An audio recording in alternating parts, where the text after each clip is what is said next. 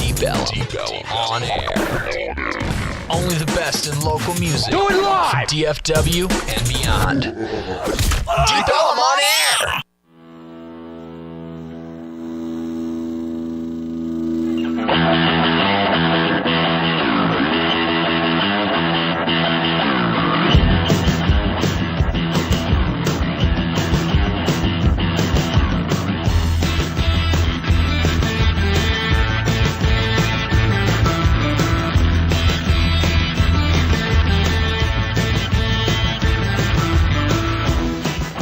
HireAHero.org presents PMS, the Pugs Moran Show, live from the studios of DeepEllumOnAir.com.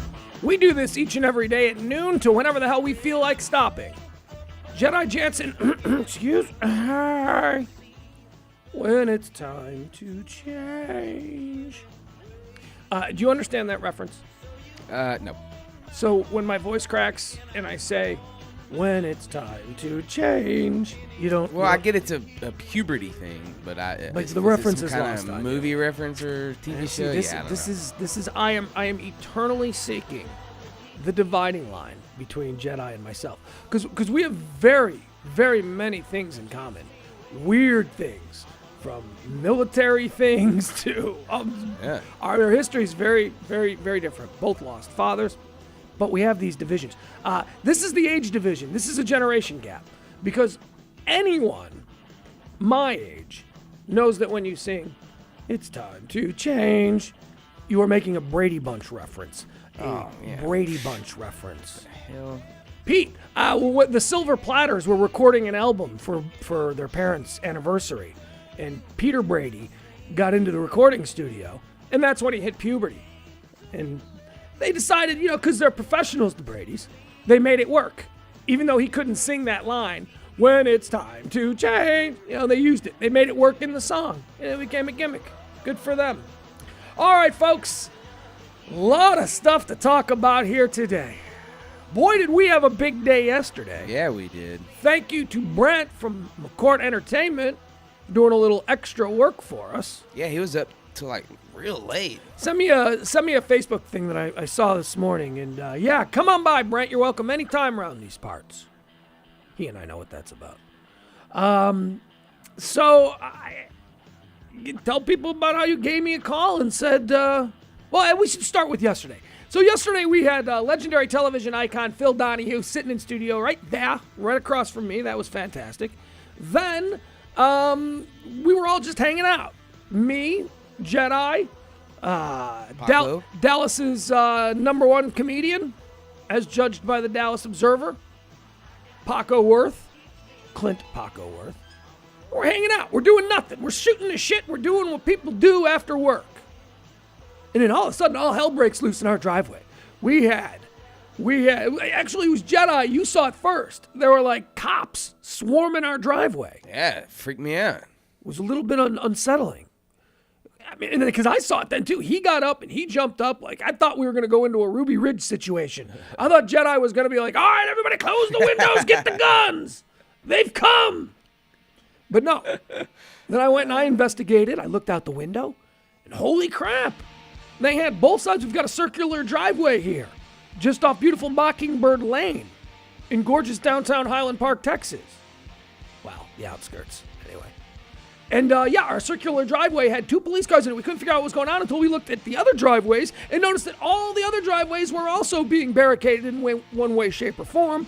Then it dawned on us, oh my goodness, obviously somebody important is about to travel down Mockingbird, connecting that with the Bush Library. And oh my God, the questions just became bigger and bigger. Is it Clinton? Is it Carter? Is it Bush 1? Is it Bush 2? Is it Obama? So we went outside like any good neighborhood gawkers do. When something extraordinary occurs during a humdrum day. And we started talking with the cops. And one cop was like, some of the cops, and by the way, I put this on my Facebook job. What cool job by the Dallas Police Department, right? Yeah, very absolutely. Good. They were courteous, they were professional, they were respectful. I couldn't have done a better job. Couldn't have made me feel as if the city in Dallas is in less capable, more capable hands. Yeah. They're terrific. So one of the cops, though, wouldn't give me any intelligence. I went out there first, making small talk. And he said, I go, what's going on? Well, I immediately, I use my journalistic skills, putting together the fact that the Bush Library had all these dignitaries coming to town, all the former presidents, and that, we are literally right in between Dallas Love Field and where that library is, literally right in between. And the library ain't that far from Love Field, for those of you who don't know the Dallas area. So I figured that, someone had landed at Love Field. So I walk up to the first cop and I go, so what's going on? I go, President landing? And he goes, somebody important is. Yeah. And I go, oh, okay. So we're going to play this game. You know, and I don't, so you're cooler than me. So I just turned to his partner and I go, Air Force One? And he goes, yeah. It was awesome. Because I assumed that as soon as we walked away, those two had a little partner spat. Dude, what'd you tell them for? We can tell them. Nobody told us we couldn't tell them. Dude, President, we're supposed to be on lockdown security. They'll lighten up. It's like I'm sure that was going on. So so it turns out it was the president, based on one cop. But then we did ask a couple other cops, and they were also somebody important. Nothing to see here. What do you mean nothing to see here? Right. There's really something awesome to see here. All the neighbors were out. Oh, yeah. I mean, I think in the beginning, they were hoping that, they could fly under the radar on this. But I don't know. It took them 2.5 hours from beginning to end, from setup to the president passing by. And people just came out and they started gathering and... Yeah, because they initially, stopped telling people to go inside. Yeah, that's right. That's what I was going to say. Initially, they were telling everyone that when the lockdown happens, we would have to go inside and only be able to watch it. But so many people started congregating next to the cones that when it started happening, they were just telling them to get back a little bit. But there's even Channel 8. I think Channel 8 News there. Yeah, Channel 8 was in the driveway next to us. Yeah, there was not much more they could do at that point. I didn't watch Channel 8 last night. I wanted to. I forgot to. Maybe they got a story on it. You should see. But anyway, it was quite exciting. The mobile apparatus, the security wing that travels with the President of the United States is an impressive spectacle to behold. Is it not, Jedi? It is indeed. Unfortunately, we were broadcasting it live, but right when the president came up, they scrambled out the connection. So I got the video right now. You can play it real fast? It's go real ahead. quick. Yeah, we can see it. We can watch the video. If you're watching on the computer box TV, you just go to deepellumOnAir.com. He'll play the video so you can actually see what it looked like when it went down. That's not him. There he is. Look at him. Look at all of those cars. Here they come. And by the way, there was like 200 vehicles before the president. We just saw the first two motorcycle cops. Yeah. Look at that one, the big SWAT team. That's got the commandos in it. And more black trucks, white van. All of these trucks and vans are just filled with people in suits. I can only imagine our staffers, administrative assistants, and security, and Secret Service. Now here comes a couple more motorcycle cops. That was a scrambler. Ambulance, got to get an ambulance in there. Dallas cop car. Wow. That was pretty cool. Yeah. And that was really just, you have to understand, that it was a 2.5 hour process, at least, and that's just like a 40-second clip. Take what you just saw there as far as police and times it by what, 10? Oh, yeah. I mean, at one point, there was like 40 motorcycle cops that went by. Screaming down the road. At like 7. I mean, it was crazy. It was really exciting. There were helicopters in the sky. There were cops blocking off all the intersections. It was very cool. When the president was coming down, there weren't any. All those news helicopters I noticed had backed off. They weren't anywhere overhead. Did anyone get to see Air Force One? You have to understand, folks. I know this is like, the president comes to town all the time. No, he does come to town a lot. Or at least we have a president that lives just a couple of blocks away from us here. So, I mean, but we don't get this kind of spectacle. This is exciting. And I got into a tete-a-tete with somebody on Facebook who was like, Obama sucks. You wouldn't do that for Bush. Like, the guy was saying that, I believe there was a miscommunication. I believe the guy on Facebook thought that I was just freaking out because Obama was in town.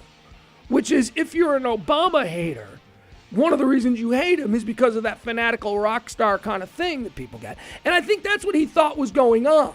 Because he said, you never did that for Bush when he was in town.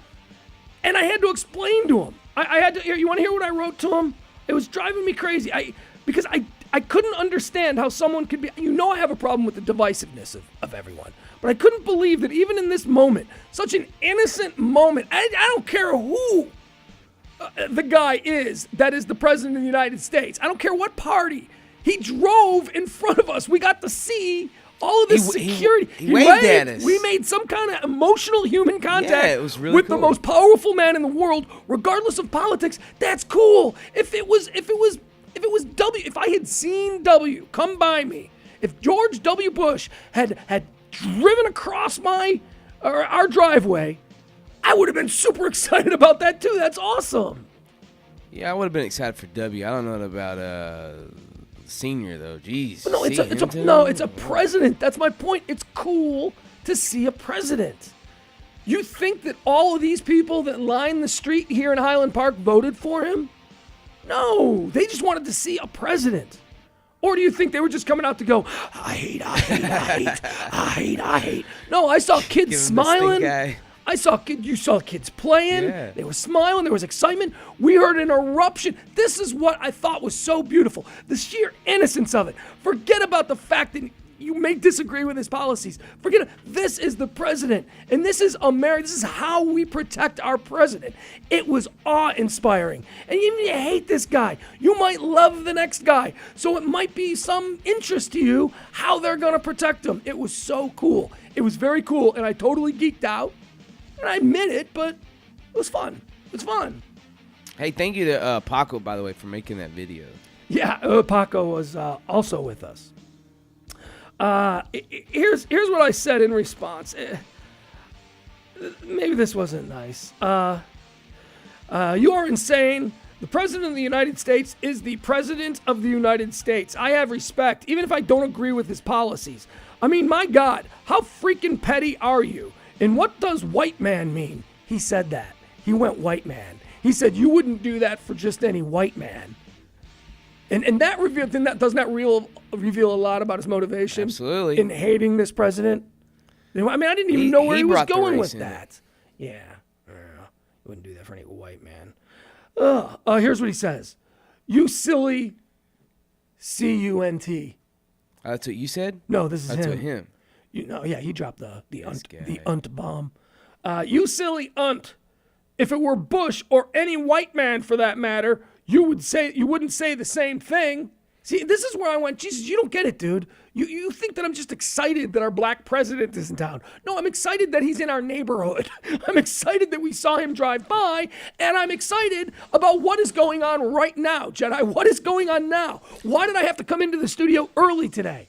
Same thing. Our president's leaving. We're doing it all again. And they've already taken over our driveway. They've already set up perimeters at Inwood and the tollway. This is pretty cool. So I'm sorry, dude. If this was Reagan, actually, I saw Ronald Reagan in a bus drive by when I was in grade school. And that was awesome. I didn't even know anything about policies. You know what was awesome about it? That I saw the most powerful man on the planet. And to a kid, that was cool. And that's the exact same experience that I had last night as a grown-ass man. I became a kid again and just got excited about seeing something you just don't see every day. Is that terrible? Does that make me some lefty scum? My God, how awful. This guy needs a hug, man. Well, I know. He's angry. But he did say nothing more after that. So I think maybe after I pointed out, hey, dude, this isn't just some random, he's in town, hey. This is, hey, look who was in my driveway today. This is a little bit different. I guarantee. And I think maybe he caught that there was a miscommunication and it backed out, which I hope is the deal. I guarantee you, if this guy is at work today, whatever, and all of a sudden Obama shows up to his work, he's gonna be, hey, wave, wanting to shake his hand, whatever. Yeah, but he certainly wouldn't say anything disrespectful to him. He probably, Mr. President, pleasure to meet you, blah, blah, blah, all that stuff. But then he'll take a picture, and it'll go on Facebook that night. Yeah. And he'll say, I had my shot, or something like that, something like that. Yeah. Something ridiculous. But in reality, he would kiss ass. In reality, the awe of the moment, in the sheer force that comes in protecting this guy, who would fuck with the President of the United States after seeing that. I mean, you know how many mobile guns, how many helicopters and SWAT team trucks and commando trucks filled with guys. Truck after truck after truck. Hundreds and hundreds and hundreds of people were transported as a part of that entourage, yes? Yeah, and they had enough going on. They shut down our internet temporarily, like Yeah. for 15 seconds. Yeah, and there was some debate about whether or not that occurred through them. And somebody on Facebook acted like we were ridiculous for saying that. And then a bunch of defense contractors said, no, we make that actually, and that exists, and they do that. We had a full barred signal. It was as strong as it could have got, and then all of a sudden it dropped. And just as the president goes by. And then as soon as he leaves again, it came right back up. I was watching it. It was explained to me, or as I understand it now, it's because of the ability to detonate a roadside bomb remotely. So in the area where the president is, wherever he is at any given moment on that stretch of street, there is no cell signal. So if there was a bomb there, it couldn't be detonated. So because the signal couldn't be. Yeah, so they shut down all wireless. So they jam everything. And I think our signal somehow got caught up in that. Because, we were wirelessly over there. Yeah. Now, if we were broadcasting in the studio, hardline, maybe that wouldn't happen. I'm not sure, but we were on a wireless signal. Well, I recorded it fine just on my webcam, and Paco recorded it fine just on his Handycam. So, yeah, but I mean, like, I don't know if the internet would have shut down if we had a actual plugged into the modem. I don't know. Hey, well, we may find out today. Yeah, because we are broadcasting from Studio One, and it looks like they're setting up again. How many? Going out to do a quick look. Tell me, Jedi's going to go look out the front bay window here. Tell us how many cops we have assembled. I know that when Jedi called me this morning, he said, you better get over here because they've already put cones in the driveway again. And as I remember from yesterday, we had two people that were coming to the studios here who could not get here. One of them had to be dropped off at the tollway in Mockingbird and had to walk the half a block or so here. The other one, I don't know how they got here. They just kind of showed up. Walking on foot. Couldn't park in your driveway if you were coming home from work. Would have had to park somewhere way down on West Side Avenue, if you're familiar with the Highland Park stretch of town.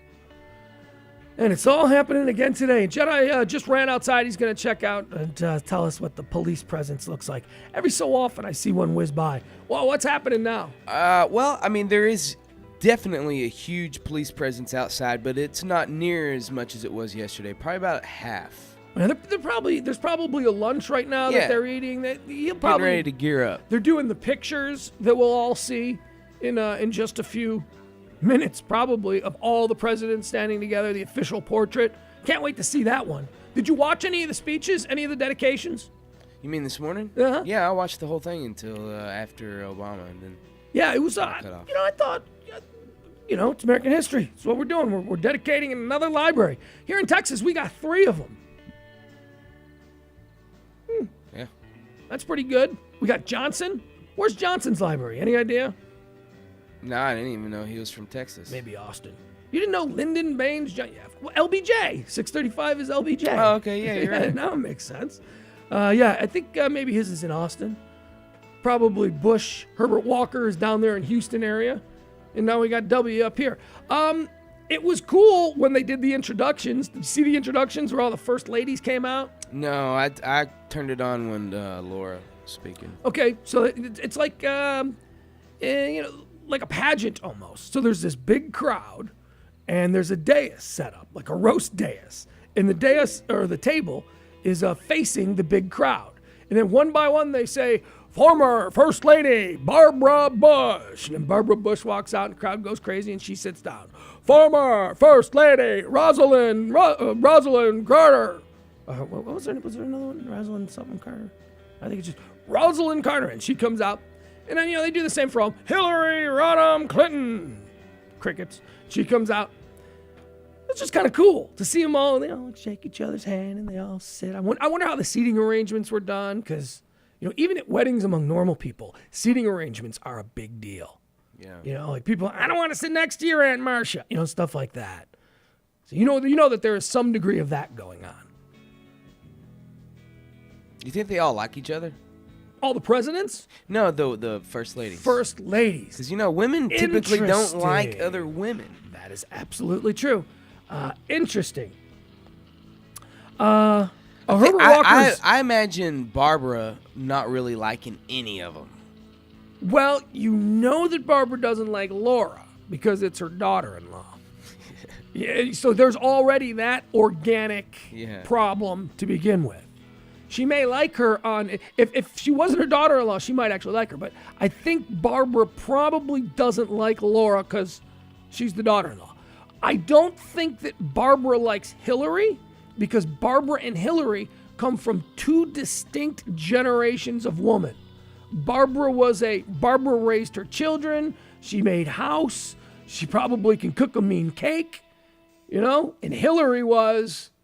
have one child, get my master's, become a lawyer, become king of the world. And that's a very sort of different attitude and generation. So I bet Barbara doesn't like Hillary. I bet you Barbara likes Michelle. I bet you Barbara loves Michelle. And I don't know, really? Why would you think that? Because Barbara's cool, and Barbara will remove all politics, and there is no reason for her to dislike Michelle Obama. Well, all it would show is that because Michelle Obama is very likable, that's why.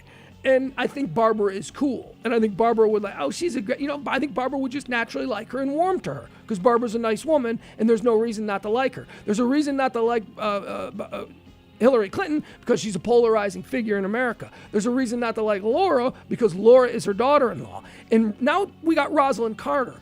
I don't know, they might be okay with each other. They're kind of the same generation, the same age. Different parties, certainly. But they might be okay with each other.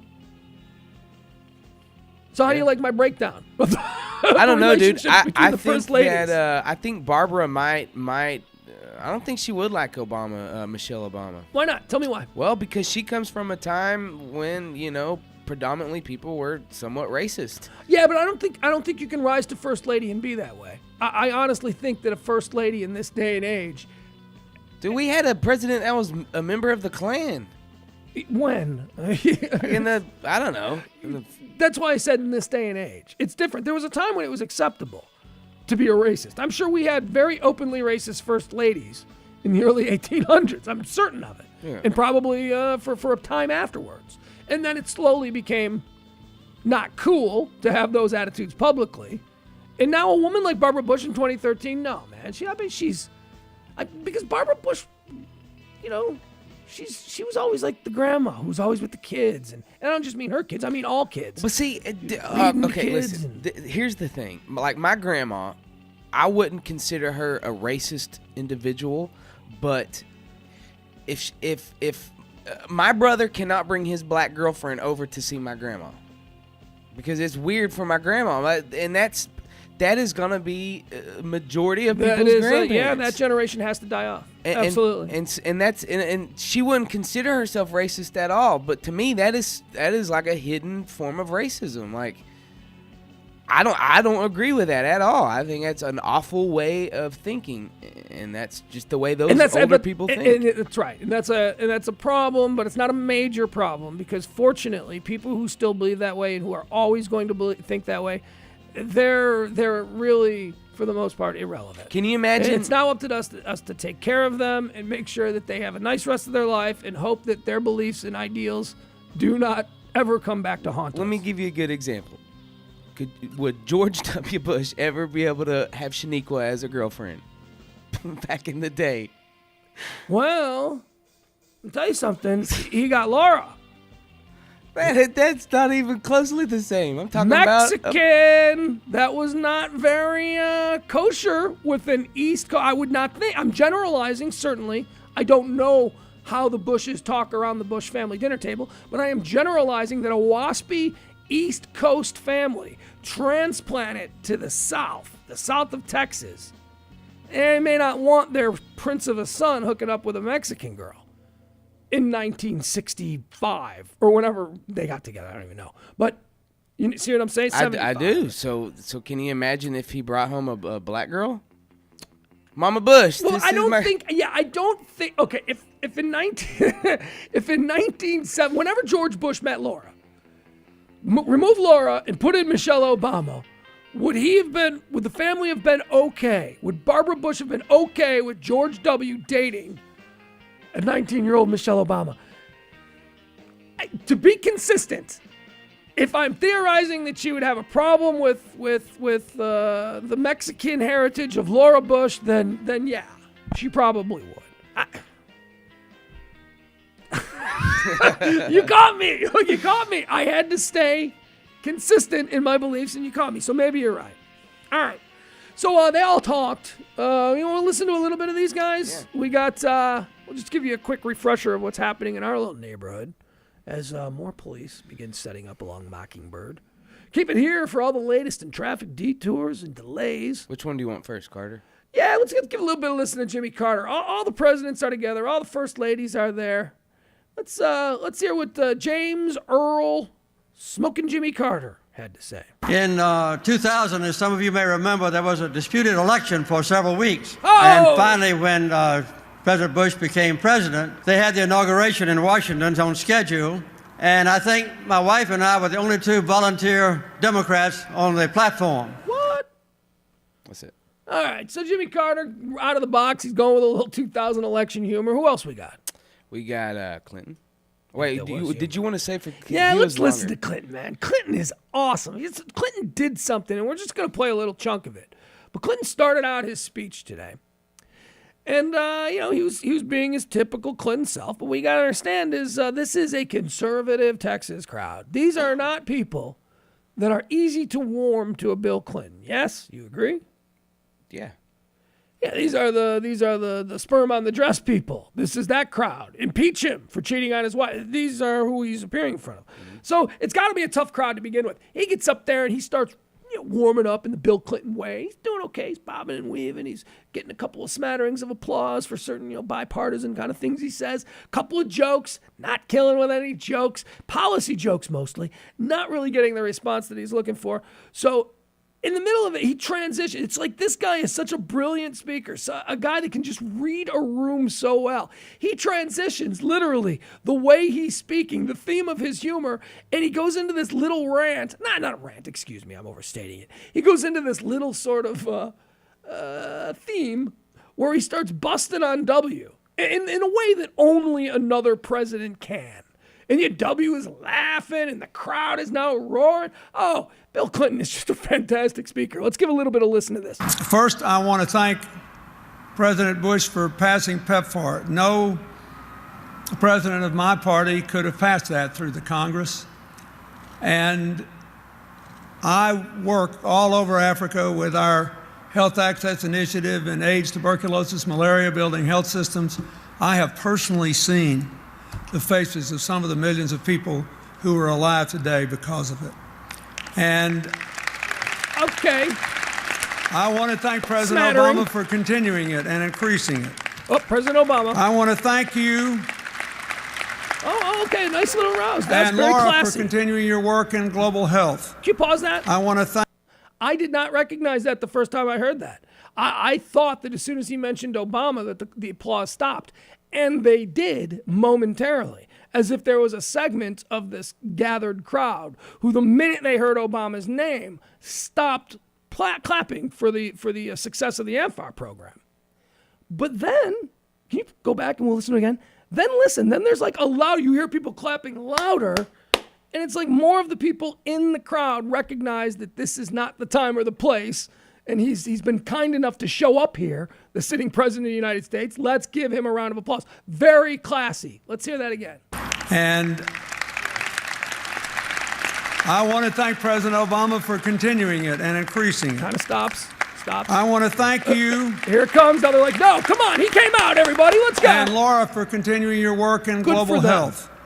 I want to thank you for your efforts when president to reform our immigration system and keep America a nation of immigrants. And I hope the Congress will follow President Obama's efforts to follow the example you set. And I thank you for that. Getting a little political, Billy. All right. And I want to thank you for the work we did together in the aftermath of Haiti, the poorest country in our hemisphere. We have closed our fund. I believe in working yourself out of a job. Boom, boom. but we Nothing. helped a lot of people start businesses which are now thriving. And we gave the country the first home mortgage system it ever had. So I thank you for that, Mr. President. Can you pause again? I think a lot of these people are listening and they don't know whether they're supposed to applaud or not. So that's why there's just like a slight pause, because the last thing they want to be is seen applauding for something that, isn't in their red team category. So there is this it's like they're looking for the smarter, engaged people to applaud first and following them. Let's continue. I probably shouldn't say this, but I'm going to anyway. Your mother showed me some of your landscapes and animal paintings, and I thought they were great.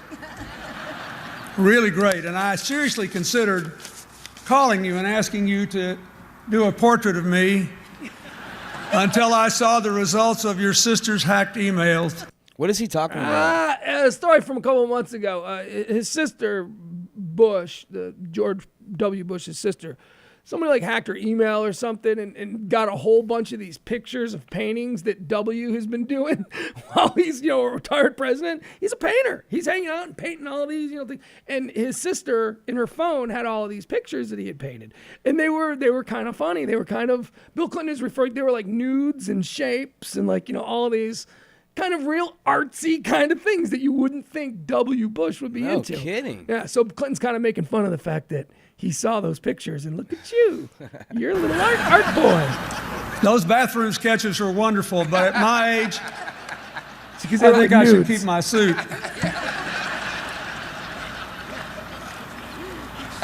I like President Bush. I do too. We do a lot of speeches together, and I like it when we have disagreements. He's disarmingly direct. We were having an argument over health care in one of these speeches, and I went on about the German healthcare system, and he said, I don't know a thing about the German healthcare system. I think he probably won the argument. Pause it right there. That's my favorite. That's my favorite line. Because you know what? Good. I'm so glad to hear that W is the kind of president that in closed quarters, certainly he couldn't get away with doing this in front of a camera, but around people, he's all right admitting that I don't know shit about the German. I'm not going to argue with you about the German healthcare. I don't know shit about that. That's why I have advisors. You know why? Because that's real. Yeah. Because that's real. No president. Clinton was, and this is going to sound like I'm being a Clinton lover, but Clinton was an exceptionally smart man.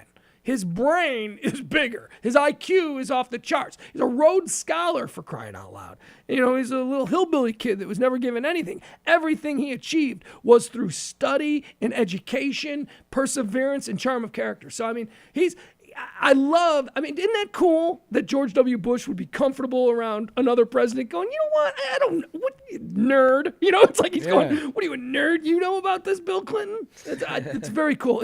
And those are the shades of George W. Bush's personality that I like, that I love, that I hope, that I choose to remember. It was a bad time for a lot of us those 8 years. We were under attack. We were involved in wars. Mistakes were made. Terrible things occurred. But I choose to remember my former president in that light and move on from all the petty divisiveness.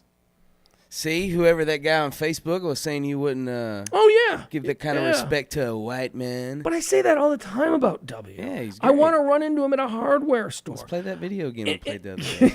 And I will not. I will not ever engage him in any policy talk. I wouldn't. I don't want to. He's a former, just as I wouldn't do that with Eisenhower or Truman. Truman was a great man who dropped the bomb on 2 cities. I got a real problem with that. But if Truman were still alive, man, I would love to meet Harry Truman. Give him hell, Harry. If you could meet one person in history's past, who would it be? Jesus.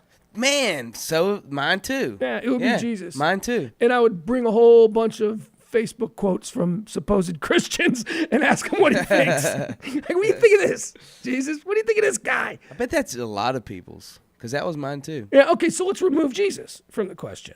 If you could, have you ever done the dinner party game? Uh-uh. Oh, well, should we finish this audio? We should play. Yeah, let's finish this up, Okay, and then it's I'll only tell you 30 what that is. seconds. Because Bill Clinton would be in my dinner party game. We are here to celebrate a country we all love, a service we all rendered. And debate and difference is an important part of every free society. By asking us to join him in the decisions he made and inviting us to make different ones if we choose, he has honored that deepest American tradition. For all of these things, as an American citizen, I am very grateful.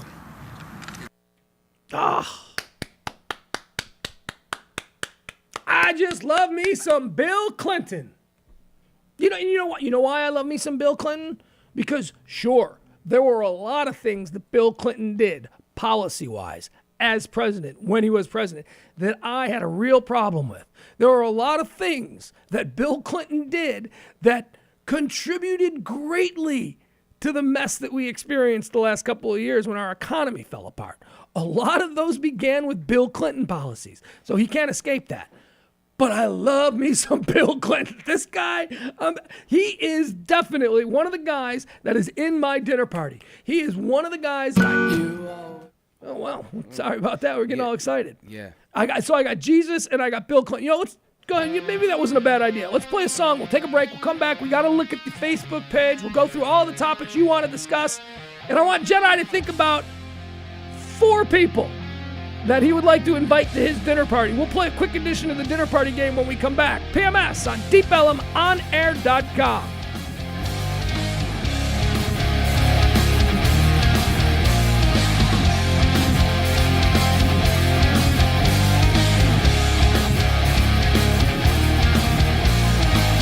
Grab your coat at the door and leave me with a peace of mind.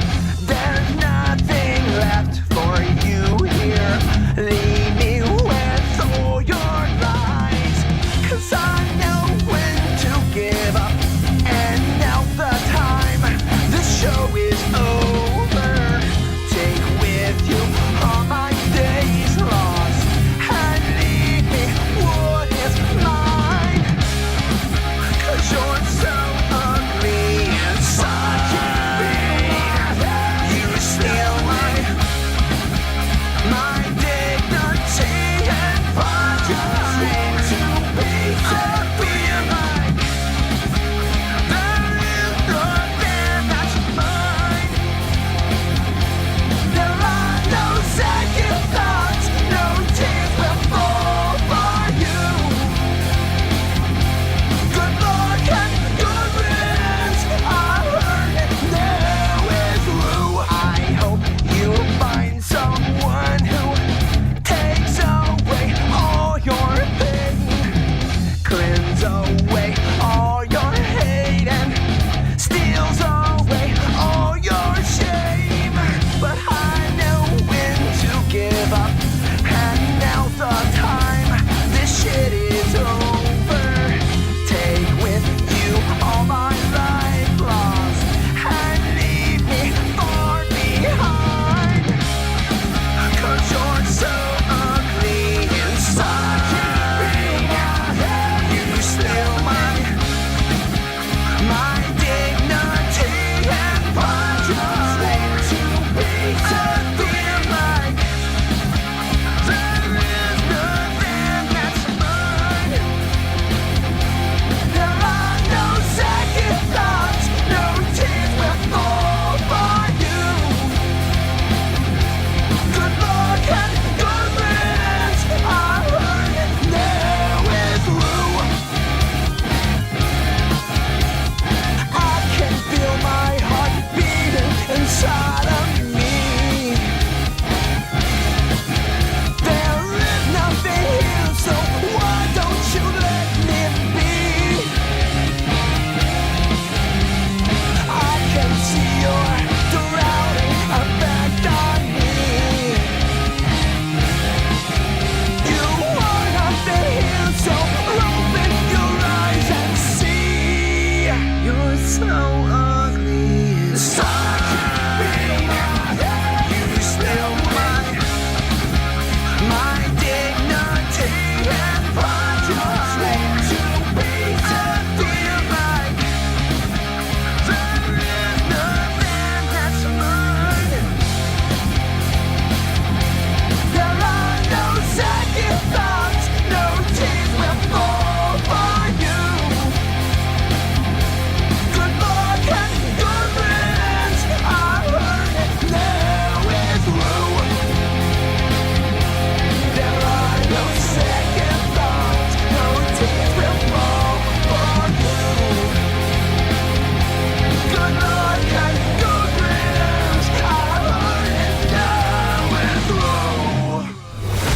you want to hear. DeepElemOnAir.com.